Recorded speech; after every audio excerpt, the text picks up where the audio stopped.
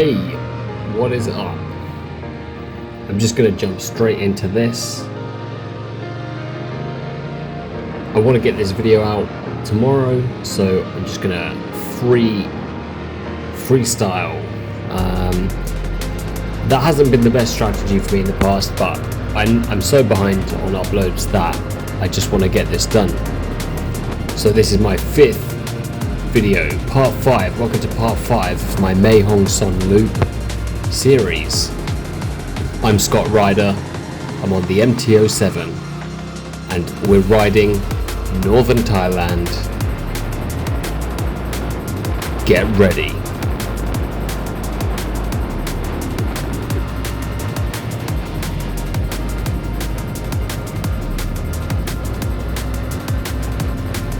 This is really cool for me, going over my old footage and seeing where it all began. So much has happened between then and now, and it's kind of crazy that I am where I am now. If you haven't seen my other videos, then you should check them out. Lots of amazing riding to be seen. And I chat a little bit about my story, but a quick recap. I came here in February to ride the Mae Hong Son Loop, which is famous in motorbiking communities, and I fell in love. I fell in love with the country completely. I fell in love with the people, the food, the nature, the roads, everything about the place just spoke to me. And I wasn't very happy in London. I think the UK and London is not the place to be.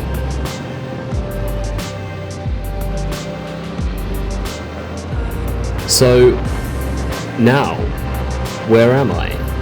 Well, I'm here. I'm back. I'm back in Thailand. I'm here again. And I'm making my dreams come true. So far I've been here for 3 weeks. I found myself a beautiful condo with amazing views. And just this week I've picked up a new bike. I'm so excited about it, but I think I should keep the reveal for another video. Yeah, that'll be fun.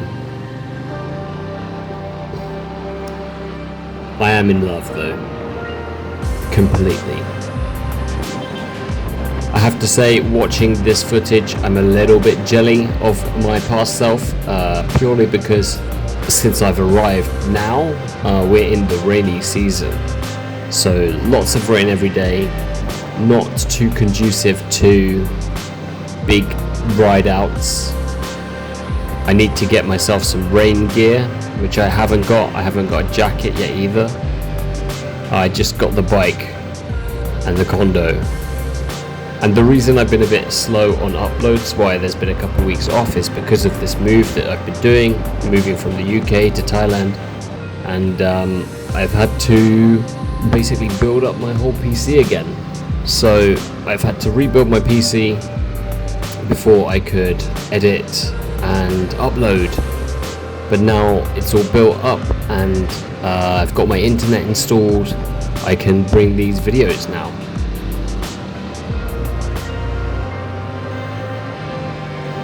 And it's not just going to be my Mae Hong Son Loop videos. I've already started recording a little bit of my adventures here.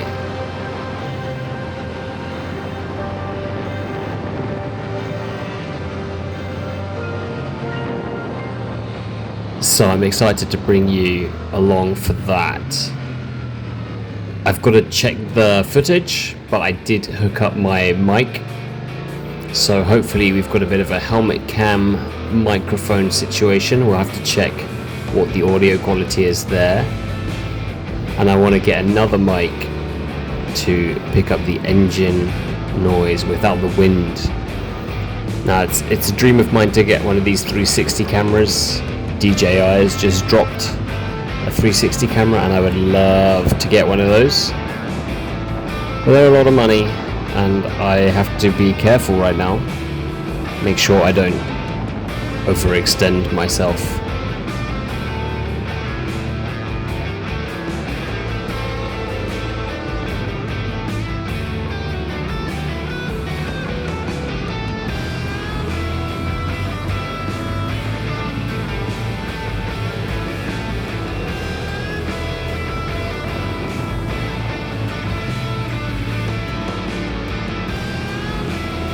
I'm fairly sure this footage in this video is on my ride into Pai. So I came into Pai from the north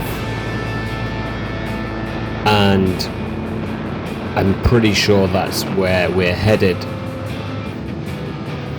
Now I say pretty sure because I didn't actually get any footage of myself arriving into Pai. I'm not exactly sure what happened to that footage. Maybe my camera ran out of battery. Either way, I don't have the footage of me arriving into Pai, but I'm pretty sure this video gets us just to the outside of Pai, which is a fun town if you're ever around.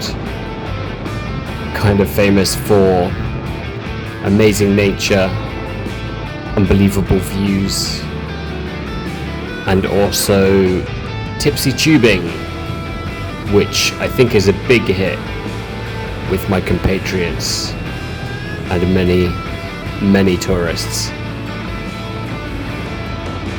Pai has a lot of charm and many people find themselves staying there for longer than they planned.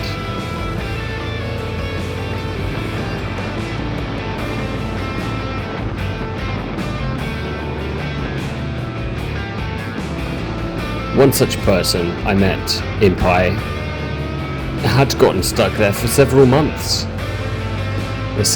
They told me they were stuck in the Pai hole.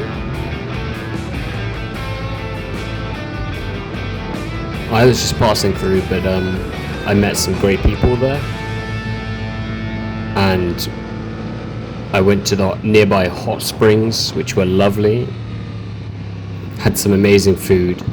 Got great massage, more than one I think, and enjoyed the riding around the area.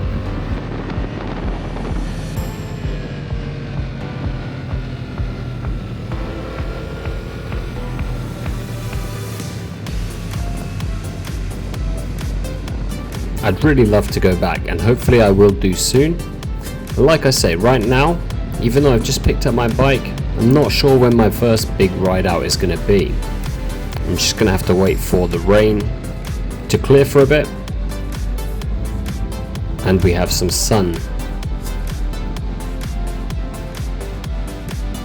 I think we're about to have a typhoon hit, so not the ideal time to go out for a big trip. But these roads are so amazing.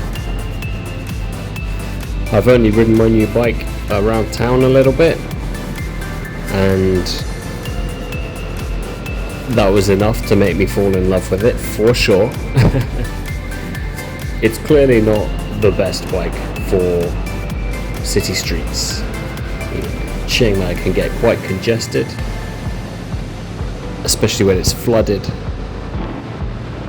which does happen when there's heavy rain, as I discovered this week. And definitely more than a little bit sketchy riding a big bike through floods, especially when you just got it.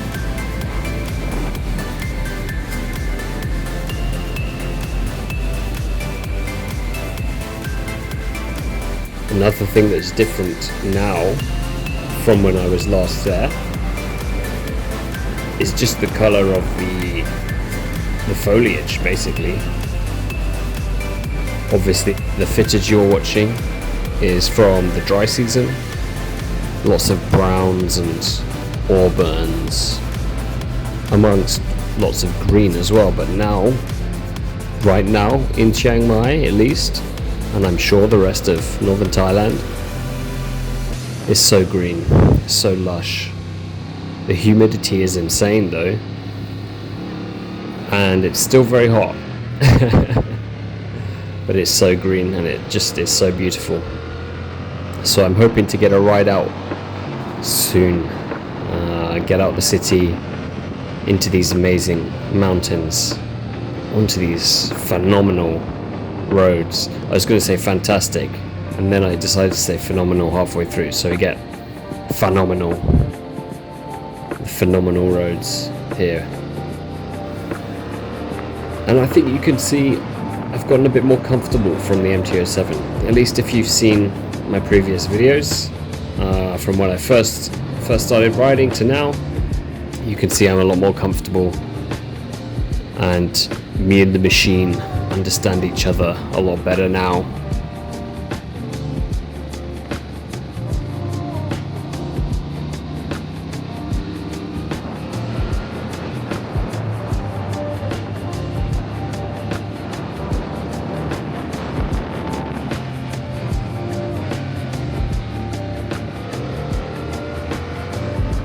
Every now and then I'll see my GPS, and that is the best sort of view a biker can see on their screen on their phone. Just endless twists and turns. That's what makes this place so special, you know. Just endless twisties.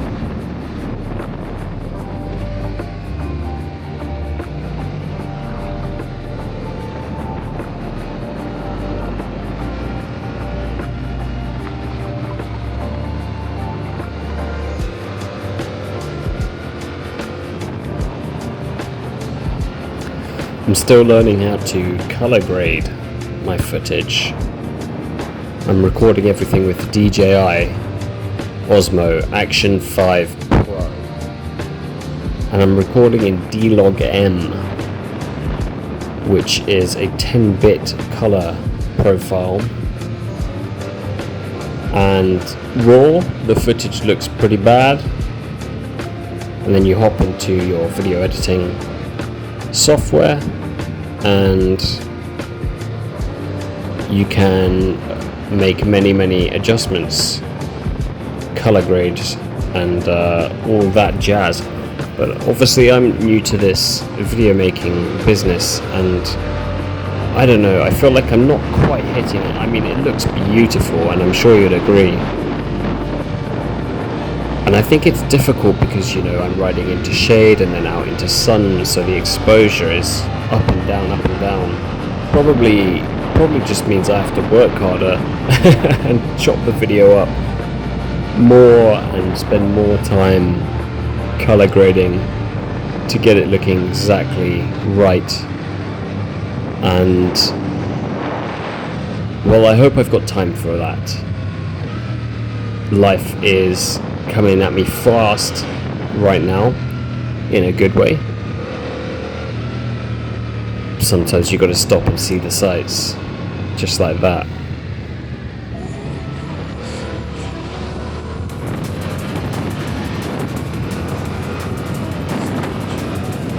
Wow, it's just breathtaking, isn't it?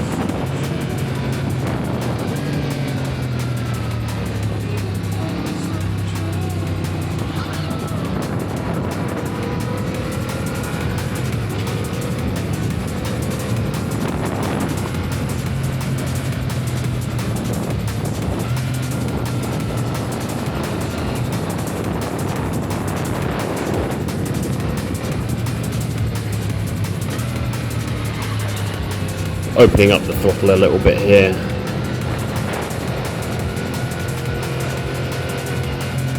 As we cruise over this mountain ridge.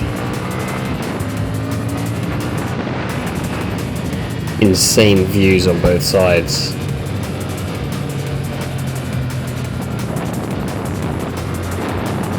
Just a quick glance to my left and boom, beautiful.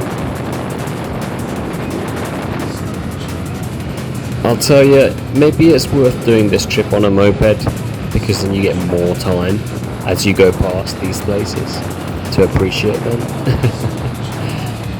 Sometimes the bike doesn't lend itself as the most ideal touring machine. It depends on what your priorities are and what you want to get out of your trip, though. For me, I wanted a real riding experience, and that's what the moped won't really deliver, but it can definitely deliver in other ways. Very convenient for around town, very economical, and I rented a moped for the first couple of weeks I was here while I looked around for a bike, and incredibly convenient, I will say, but they just don't excite me at all, honestly. In fact, I'm a bit afraid of them, I would say. I don't feel like I have the arsenal to evade, which is an important aspect of keeping yourself safe, in the city at least, being able to get yourself out of harm's way, and mopeds just don't really have the get up and go.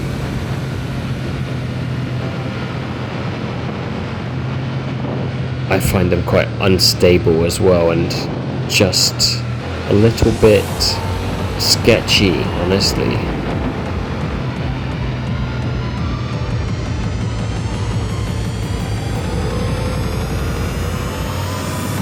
Once you see my new bike, then you'll see why I chose that over a moped. But I do think if I'm here long enough, I'll have to get a moped just to get around the city, because big bikes aren't really built for city riding. Not that maneuverable.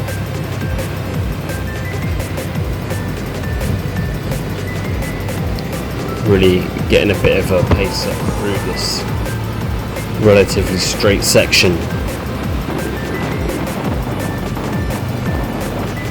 Just soaking in the bike's abilities and my environment.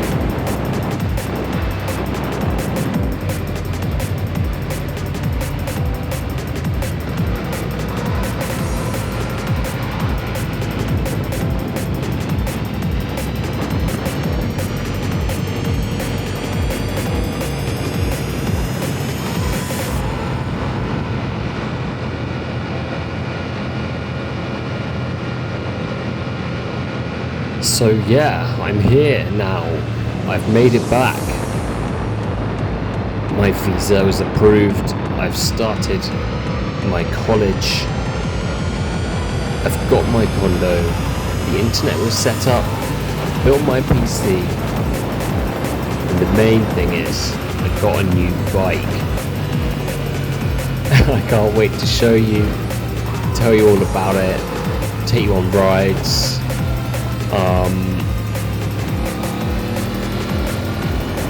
Yeah, I mean, everything is falling into place. My dream has come true, and now I get to enjoy the reality of doing what I love every day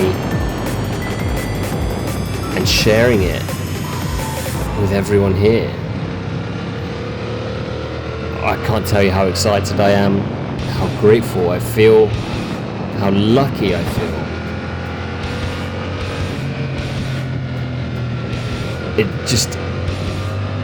It's hard to put into words.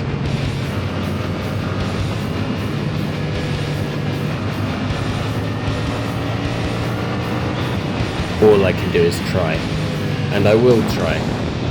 I think the best way to show you what it means to me is to get mic'd up on my ride outs and just go.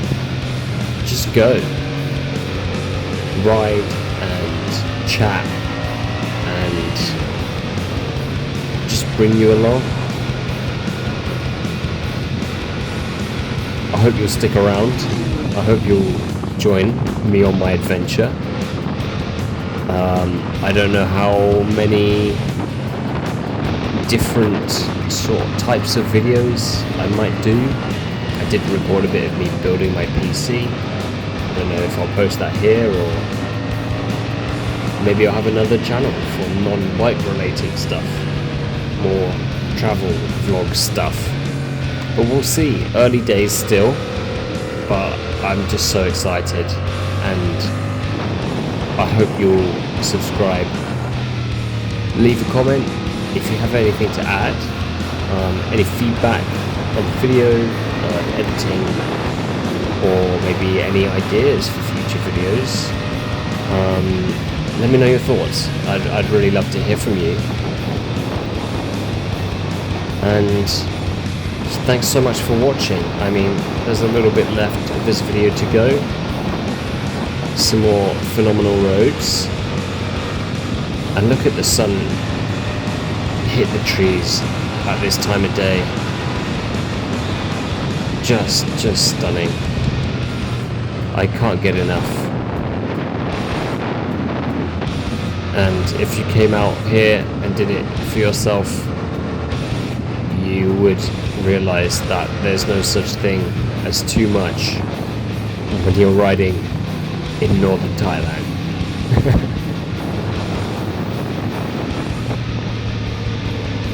Okay, that's about all I can think to say today.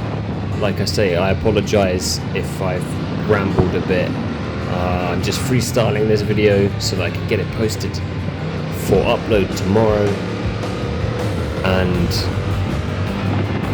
soon I'm going to be able to put a lot more time and effort into my videos, which I'm excited about. I just saw a sign for Pi a little bit back there, so that confirmed what I thought earlier, that this was my ride into Pi, and we're just missing the final little section as we go through the town, which was crazy because it was so busy. I think schools had just come out and there were so many tourists. God, it was pretty crazy riding through there, especially after a day of hard twisties, feeling pretty frazzled, and suddenly had to really focus on where everyone was and how many unpredictable hazards were around. But no harm done. Nothing went wrong. It was all great, and I got to my hostel. I got out of my riding gear, and I sipped on a Chiang as I watched the sun go down over the mountains in the horizon, and I felt completely at peace.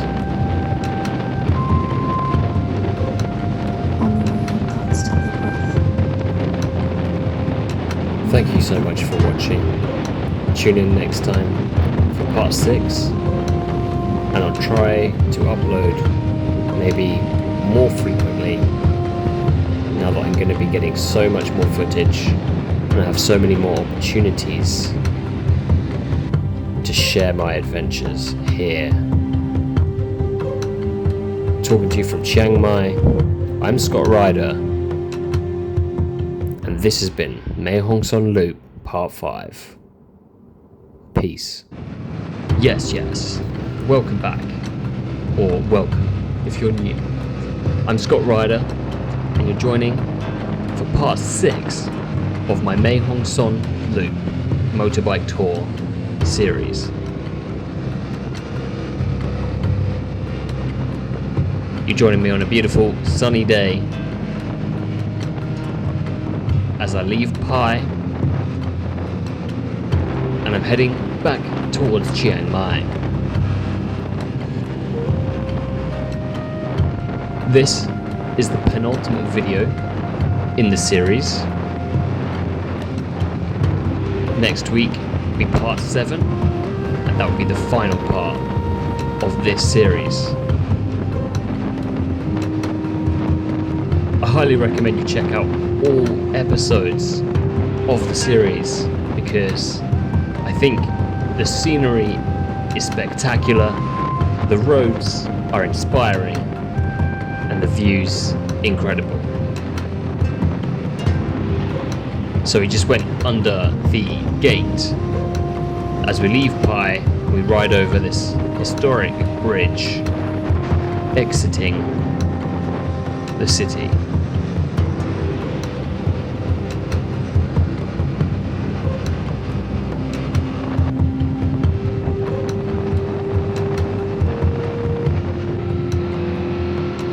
This next section of footage is quite possibly the most engaging, visceral, exciting, mesmerizing roads of the whole tour. I was kind of blown away, not gonna lie. I kind of had my mind blown by just how fun it was to ride these roads. It's constant twisties for mile after mile after mile, basically all the way to Chiang Mai. So Holy shit. There's a wobble there. Bad road surface there. Twisty, twisty, pick it left and right. There's a wobble again. Too much weight on the handlebars, I think. I split this day up into 2 videos to make it a bit more appropriate length of video, and you'll see me riding with some Harleys in the next part, the final video of the series. So settling for some fantastic riding, insane streets through stunning nature on a phenomenal bike.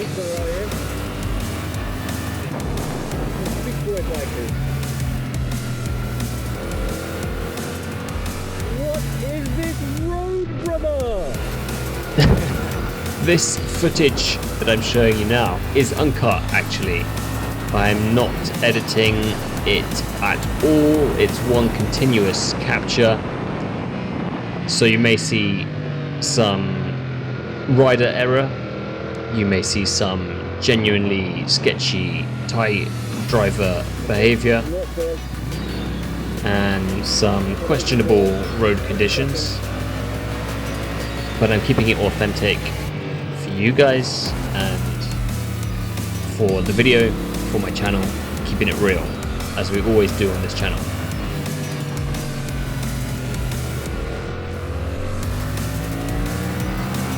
And I figure as we ride, I could do a little commentary. I'm not sure if I'm always going to do commentary in future videos. I think I'm going to have a much better audio setup. I'm going to have an external mic to capture the sound of my bike without the wind noise that has plagued this series, because I didn't plan ahead properly.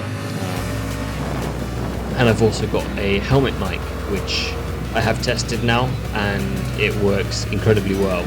So it'll be like live commentary if I do some on the bike, and maybe I'll do some videos without commentary, just the sound of the bike, which I think could be cool. We'll see. We'll try different things. So stick around for future videos, because I have a lot of plans to level things up from this footage I captured back in February.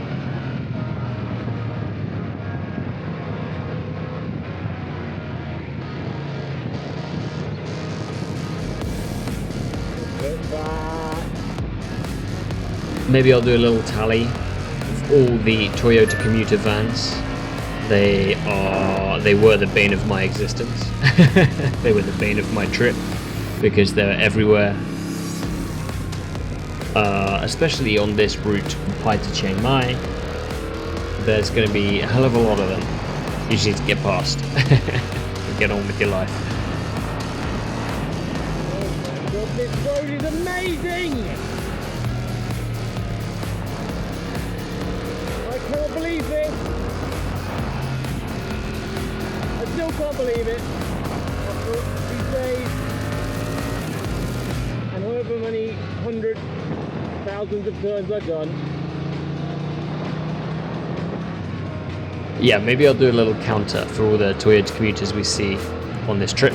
There's definitely going to be a significant amount, and in part 2 of this day. And you can see here that I'm just having the best time of my life. This was probably the trip that cemented in me the desire, the motivation to move here. Even when you have cars driving in the middle of the road, I still kind of realized at this point that I had to move here, and I had to be where this riding would be on my doorstep. It's funny, I was so full of fear and anxiety leading up to the move out here, and nearly overwhelmed by self-doubt and insecurities. Even knowing what I was moving out here for, I still felt all of that. As someone who's felt anxiety most of his life, it was definitely a lot to deal with. But then I got here, and that all just melted away, and I feel like I'm exactly where I should be.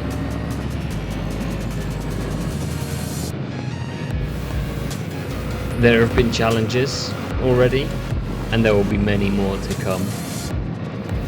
But I just feel like I've had such an enormous weight lifted off of me that I can finally breathe again.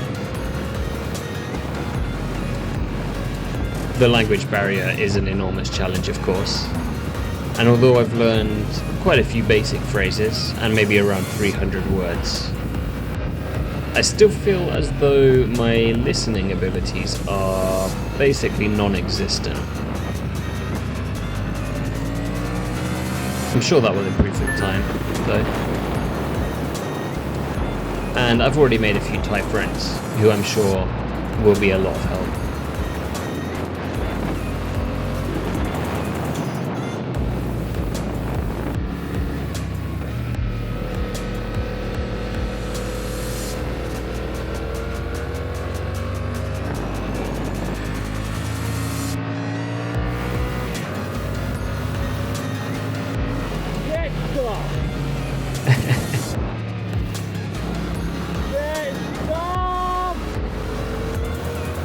Incredible!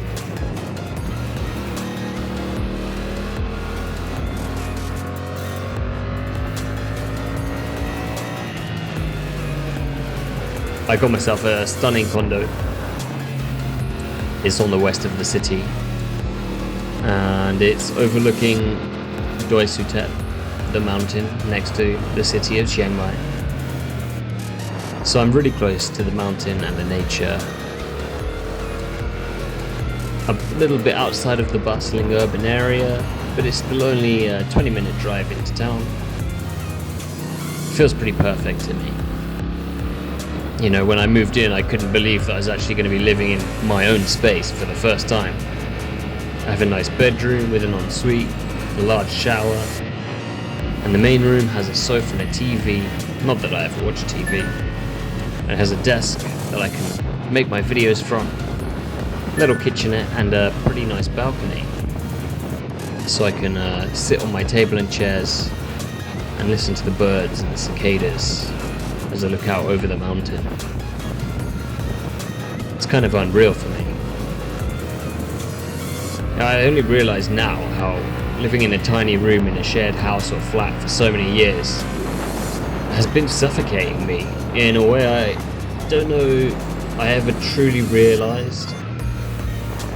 For so long I've been feeling caged up, unable to be the best version of myself, because my environment never offered me enough space to feel comfortable. For so long I felt this. And I think it will take me some time to adjust to feeling truly free from that toxic environment. But it's exactly this, it's riding motorbikes that gives me that freedom back, and it helps me to heal from toxic environments, toxic frames of mind, and toxic patterns of thought. Because nothing makes me feel more free, more alive than riding my bike.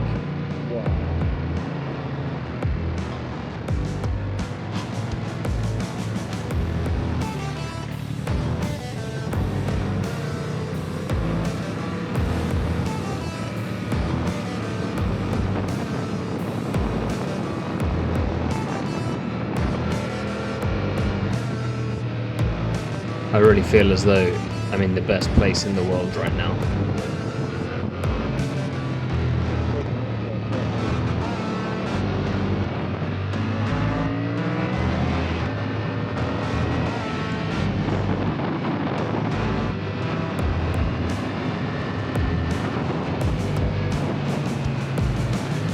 Chiang Mai is the city that I've moved to.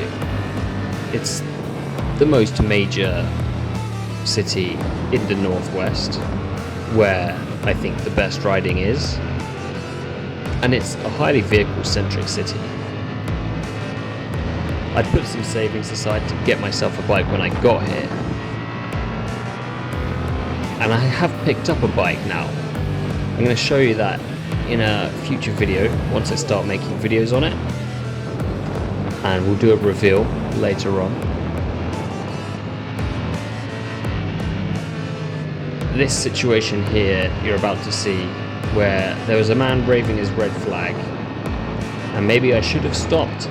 I'm not sure, because just a little bit further up you'll see they're doing some construction, and as I go past them there is traffic coming towards me, and they don't exactly give me much room there. Yeah, that's the kind of stuff you've got to be prepared for in Thailand. We're actually repairing the road, which is also repairing. I mean, look at this, fresh asphalt. And then, I guess I haven't done this section. Yeah. Fresh. Old. Even the old stuff is good. I mean, the road quality in Thailand is generally so much better than the UK. It's just one reason why the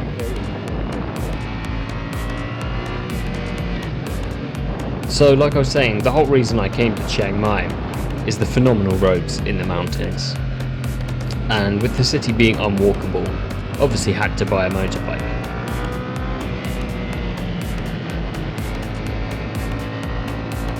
And I found a bargain on Facebook Marketplace for basically one of my dream bikes. However, it did have a bit of a rattle. Sometimes it would stall when pulling away. And I know my clutch control ain't that bad, so that was a bit of a red flag. And sometimes it wouldn't go into first gear when I start the bike. So I took it to a shop. I told them about my issues, and they said, well, this bike at this many miles, like, it's gonna need valve clearances and probably the cam belt tensioner redone, and the clutch is probably a bit stretched, so that would explain the first gear issues as well, the stalling.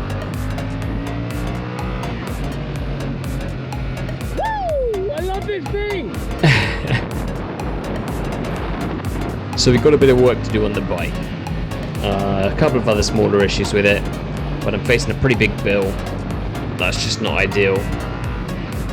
Definitely a pretty major blow. Whoa, fucking hell, bro. Scary shit, that one. You have to be so on it. But I did get the bike super cheap, and it should be all good once that's done. And it still drives for now. I just have to be pretty gentle with it, or I may destroy the engine, so let's try not to do that.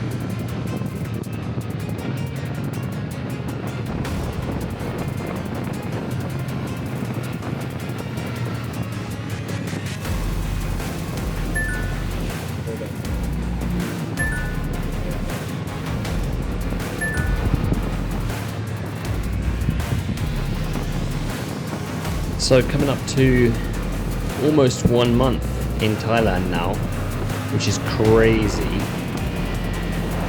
It's gone so quick. I can't believe I only have 11 more months on my student visa. But I'm pretty sure I'm going to have to do something after that to stay here, because I do not see how I could return to the UK. Apart from missing my friends and family, life feels better in every way out here. I'm afraid when I look at the UK and I see the direction it's going. I think the policies of the government seem to be pretty authoritarian, honestly.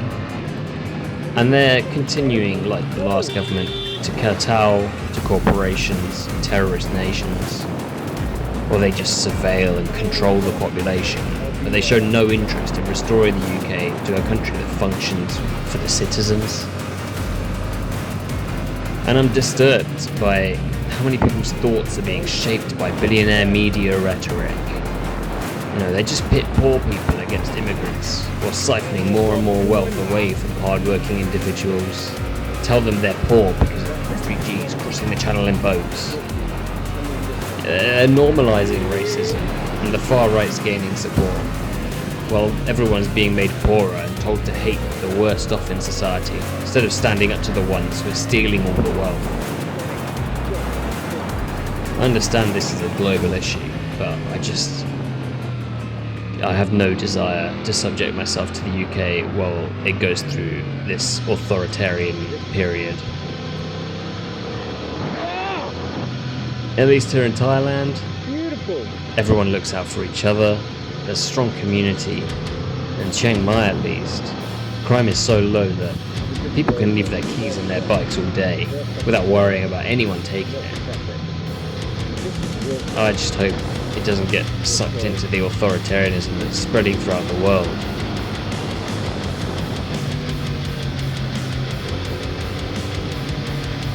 I want a simple life.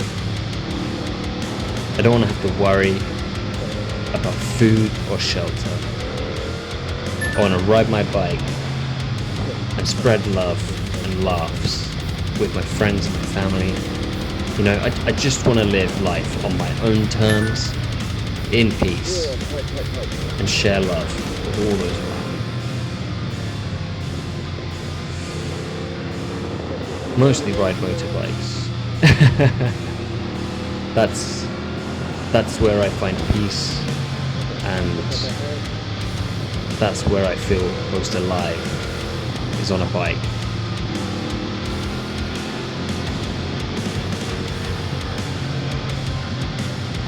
So you might have heard some quiet audio commentary there, or maybe me shouting from the original footage.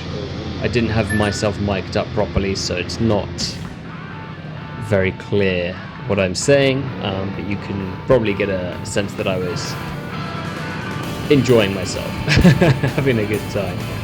And this is why I'm excited to bring you on the rides that I do now. I'm here with my mic because it's just going to be raw emotion, raw feeling, raw thoughts, straight in the moment. And that's what I want to be. That's the channel I want to be, is authentic and share my passion. This happens quite a bit in Thailand. There's a lot of people who drive very slow, sabai, you know, no rush, my ben ride. Which you have to respect, of course, as a big bike rider. and you just need to make sure that you're being safe when you pass, and understanding and respecting their driving behavior, you know. So we just overtook that little Enduro behind us. I think that was like a 300, or maybe it was smaller, I can't remember. But he definitely didn't have the oomph that I did to just smash past these vehicles, even when they're going slow. You have to be quick because, you know, it's turn. There's not a lot of straights to make the passes. So the big bike definitely is a huge benefit for passing, especially on these small, tight turn roads. And the MT-07 was an absolute delight to ride. I mean, an absolute pleasure. I don't know what this place here is, but a very beautiful environment. Very nice scenery. And I think we're probably about halfway back to Chiang Mai at this point.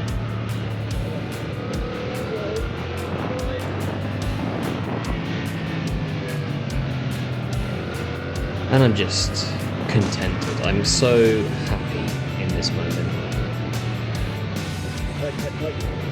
I have no recollection of the past, and I have no worries about the future. I'm just fully engaged in my activity, enjoying sweeping around these roads and just loving my environment.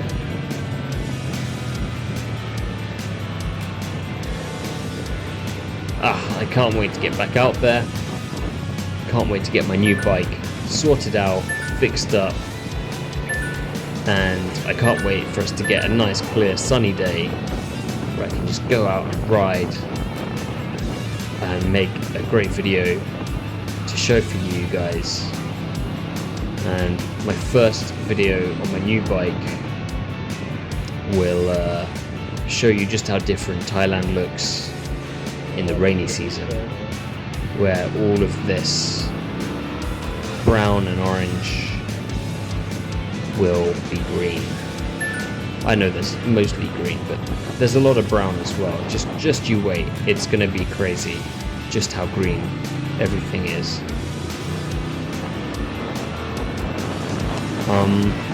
That's gonna take us pretty much to the end of this video, I think. So thanks so much for watching. Massively appreciate it. Please, if you enjoyed this video, leave a comment, hit that thumbs up button, and hit that subscribe. And stay tuned, because next week we have the last episode of my February 2025 Mae Hong Son Loop Motorbike Tour series. Keep it real. Peace.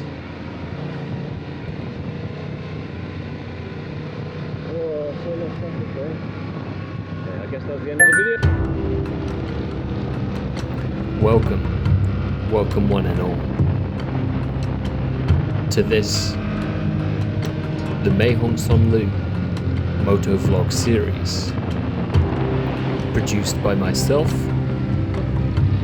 Scott Ryder. This is part 7, the final part, the finale of the series. As we follow this Harley rider, we're about halfway between Pai and Chiang Mai. We left Pai in the previous episode, and by the end of this episode, we'll have reached the outskirts of Chiang Mai. It was an amazing trip. The views were unbelievable. The roads completely blew my mind. The people that I met were some of the nicest people I've ever met, and overall, the experience changed my life. So I'm feeling a bit conflicted about this final commentary. In many ways, I've massively enjoyed creating these videos and looking back at my experience that I had, and I kind of don't really want it to end.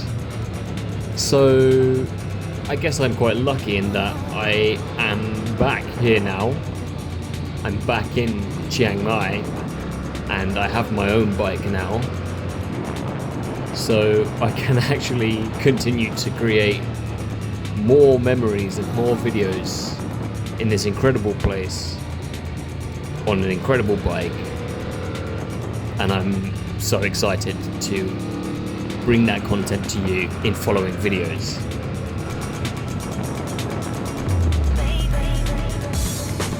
So you see, I just overtook a Harley at the beginning of the video, and now I've caught up to, I presume, their riding mate. And for anyone who knows motorbikes, might know that there's sometimes a bit of a taboo around overtaking Harleys. But I think it might just be an American thing, I don't know.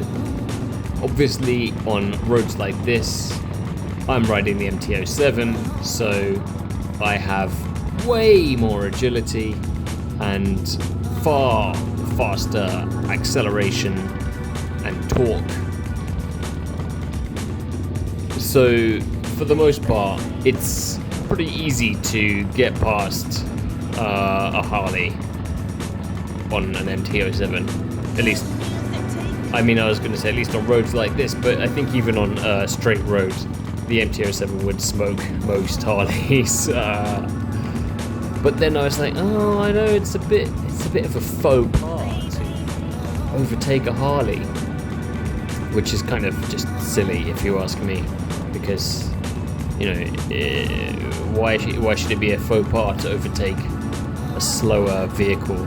But I don't know. I think it's an American thing, and I haven't experienced it directly, and I know it's probably just a stereotype. And most Harley riders are like just regular riders, so it's just something you think about. You know, it's something I thought about. And they have their passenger there, and I'm sure they are feeling a hell of a lot more comfortable than I was. But there we go, I just cut the corner there and make a pass and find myself behind my favourite vehicle. The heavy dose of sarcasm there. And a slightly dodgy pass to get behind another Toyota commuter. Anyways, we started the video riding with a couple of Harleys, a couple other bike riders, and now we're going to continue to smash our way down the mountains and out of the Thai backcountry and continue our way to Chiang Mai.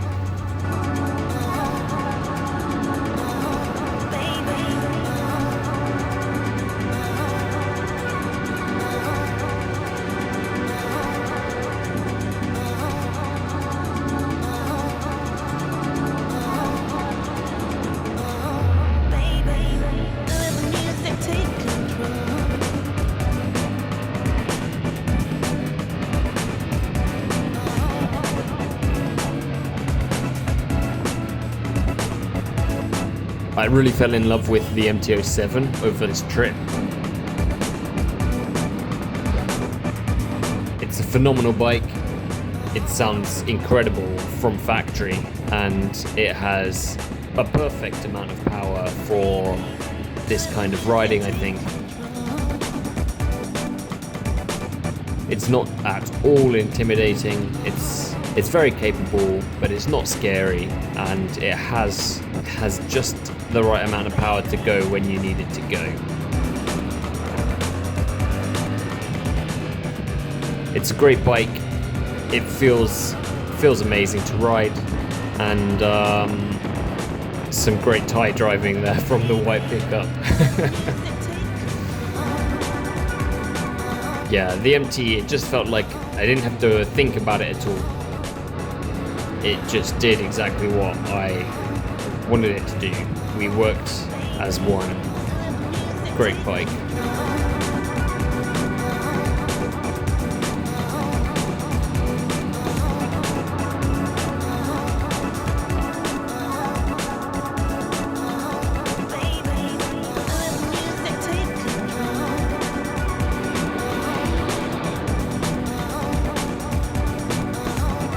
Some outrageously sharp corners, as you can see here. I mean, and this white truck really doesn't want me to go past him, I think. I'm not quite sure what that's about, actually. Yeah, weird. They definitely weren't making it easy for me. So I think at this point I saw this weird little rest stop and all these bikers parked up. So I stopped here for a waz and a coffee.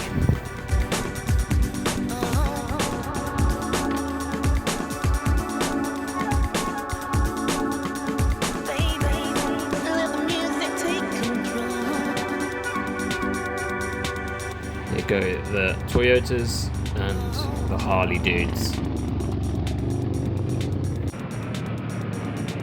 Alright, so back on the road. And I do remember chatting to the bikers who were stopped there, and there were some pretty nice bikes. I don't remember exactly, I think there was a ZX6R, maybe a GSX, something, probably 6R.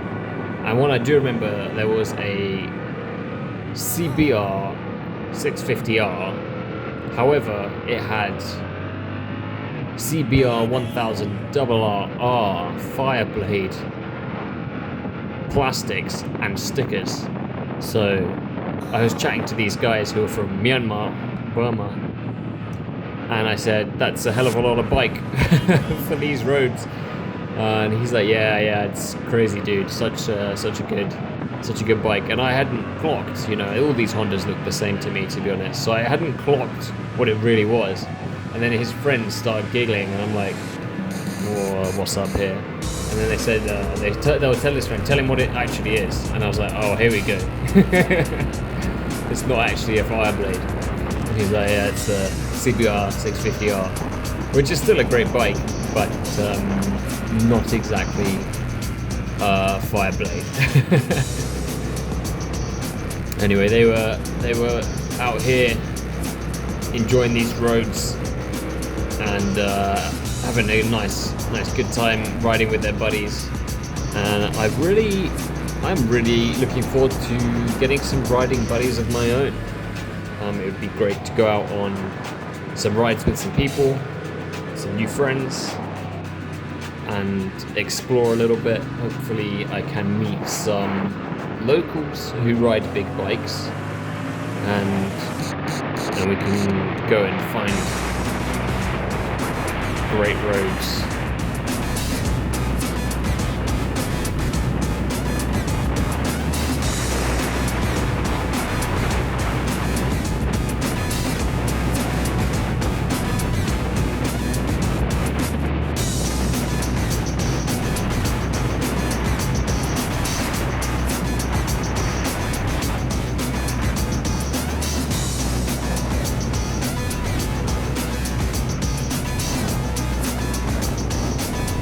Even after so many miles of arguably very similar scenery, I just never get sick of it. I think it's such a stunning, beautiful part of the world. I love the jungle, and it's such a beautiful backdrop to these incredible twisties.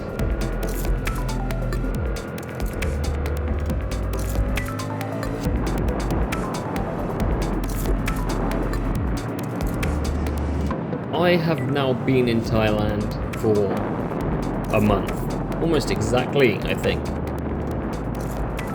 And ผมเรียนพูดภาษาไทย I'm trying to learn Thai, and I'm trying to make friends with Thai people.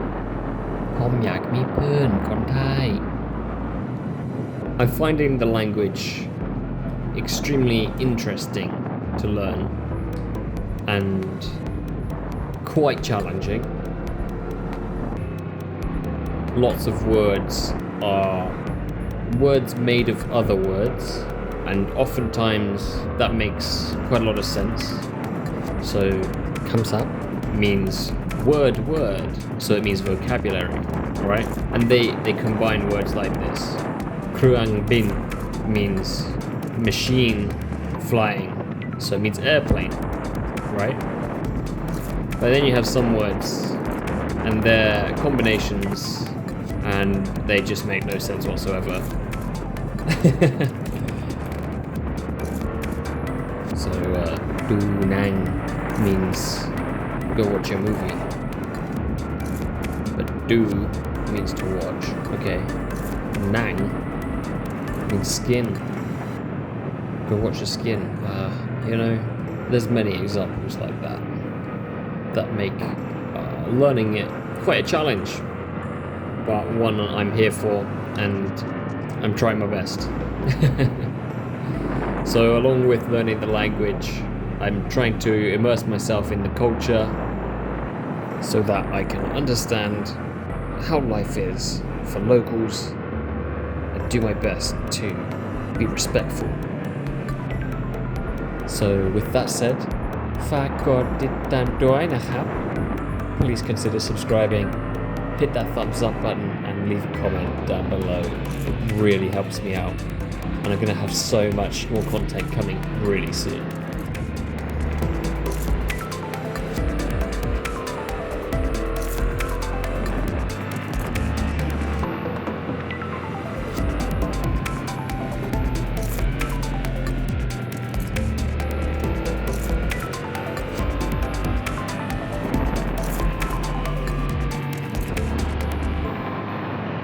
So yeah, while I'm here, I really want to get a wider perspective.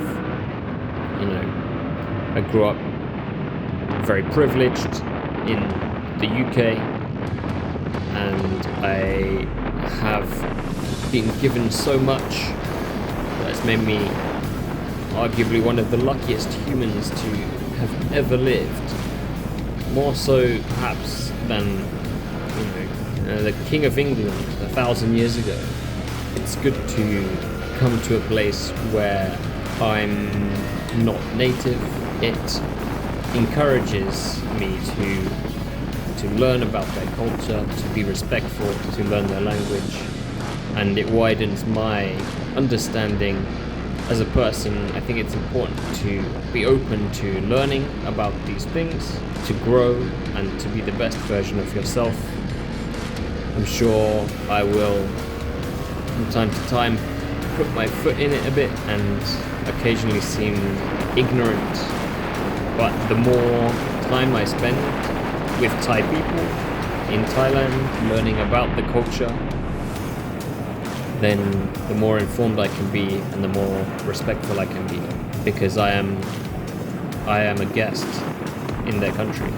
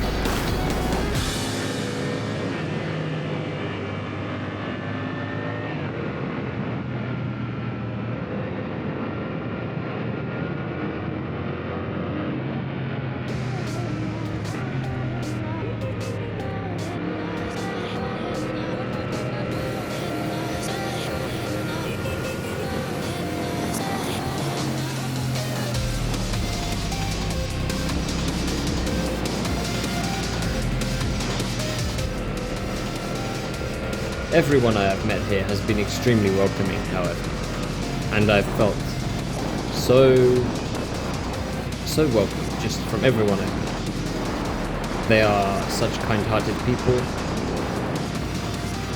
They are very warm, very polite.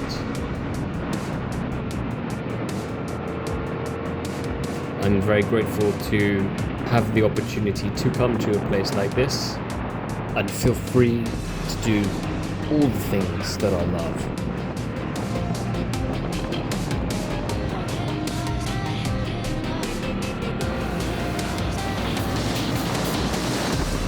It's really such a huge contrast living here compared to my own country, you know, where I didn't really even feel welcome in the UK. I don't really feel welcome there at all anymore. But I grew up with privilege. But as an adult, as a self-supporting, independent person, I was not rich. I worked low-income job in the capital city. So for my personal situation, I was in a shared house with 7 other people, 8 of us in total. And it was in Zone 2 of London, relatively central, but not that central. But I was paying about 60% of my paycheck to a landlord to live in this house, where I did not have my own space besides a smallish room. I had nothing else of my own. Every month, 60% of all my time worked was just to pay for this terrible living situation.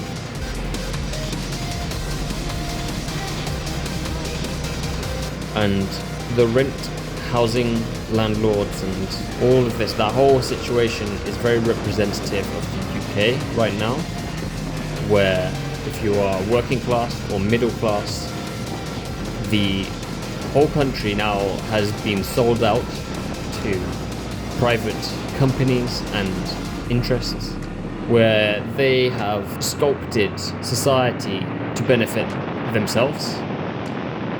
And what that means basically is that working people and middle class people, and even some richer but not ultra rich people, their only function is to give the wealth to the ultra rich. Okay? This is what the UK is now. It's a kleptocracy. It's run by the mega rich, the super elites, and every action of the government is paid for by them to increase their wealth at the expense of working people and middle class people. It's kind of a trap now, that country, and it's massively declining as a result. You know, public services have been slashed, schools are falling apart, the infrastructure is collapsing, the economy is in the bin, we have no means of creating wealth, the government owns nothing anymore. Yeah, the whole country exists to make the mega rich richer, and if you are not one of the mega rich, you exist to be exploited, and it results in there being no decent quality of life for working people. You might be able to save a meager amount if you are very frugal and you don't have fun and you don't go out to see your friends. I mean, you need to be extremely modest to save any money, and then the amount that you are saving will not benefit you much at the end of the day.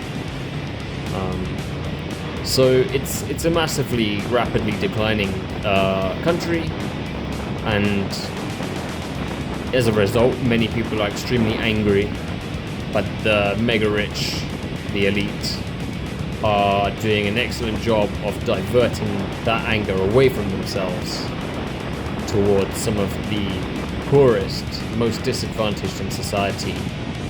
And now they are fanning the flames of racism and division, which you see increasingly amongst the general population. Because propaganda is extremely effective, as we all know.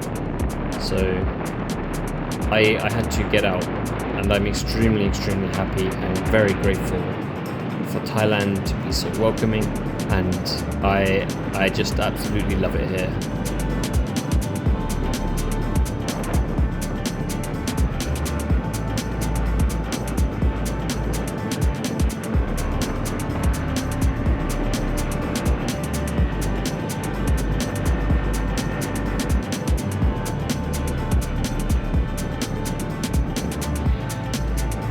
So what's next?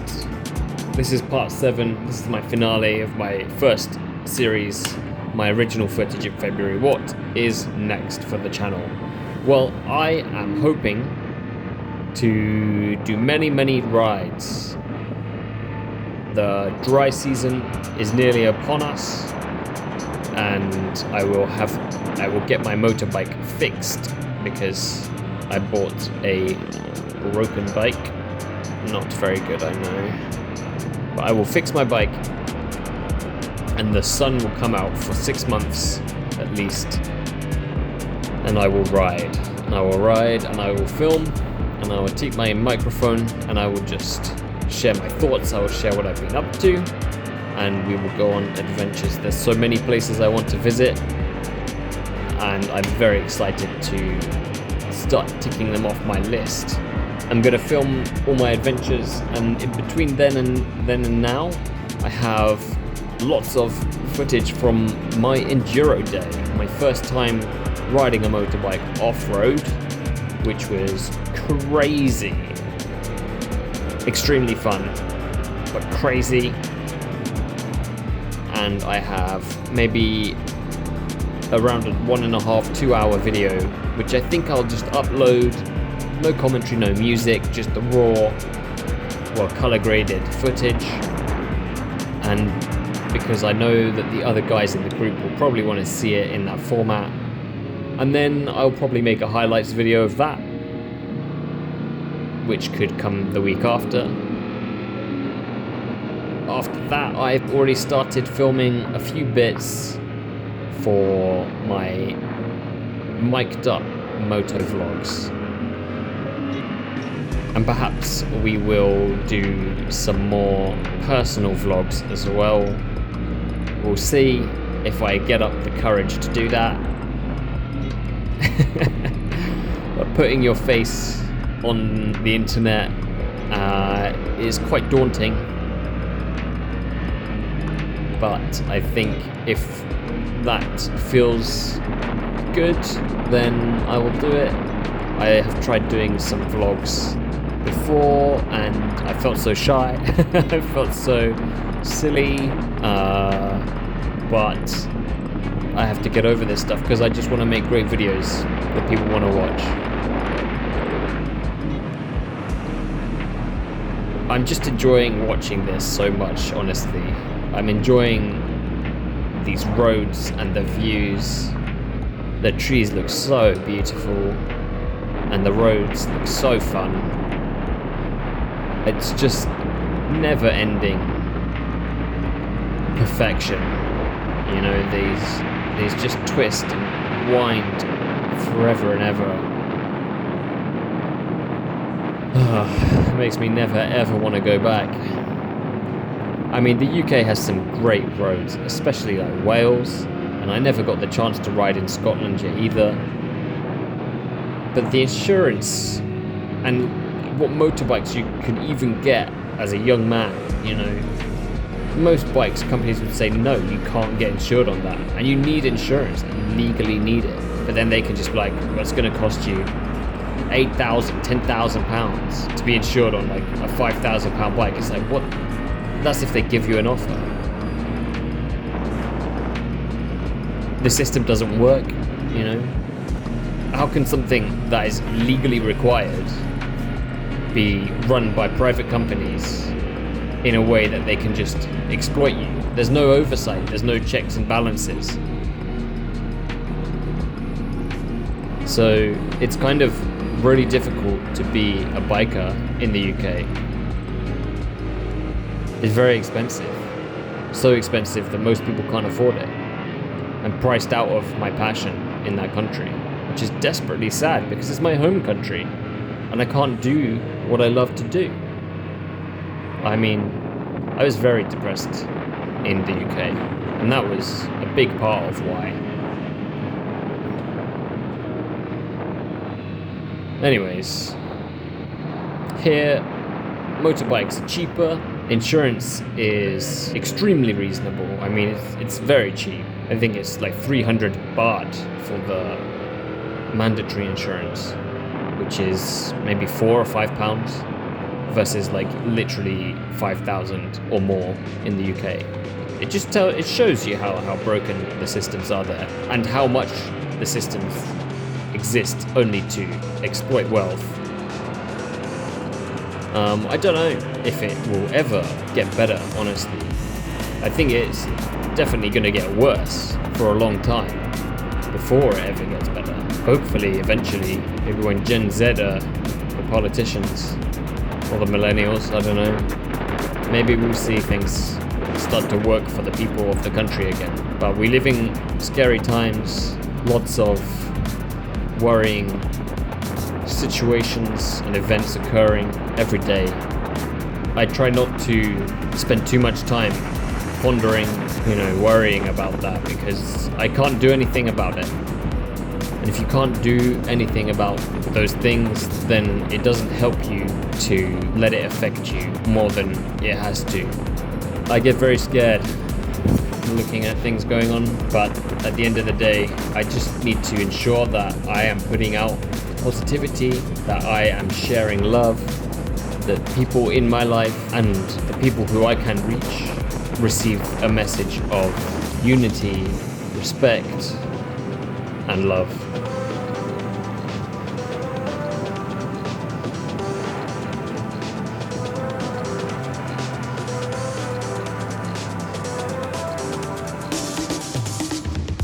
I just want to share my passion, maybe encourage others to seek out their own happiness, because the world has always been a cruel and evil place, but there is no reason for that fact to stop you from seeking out your own happiness.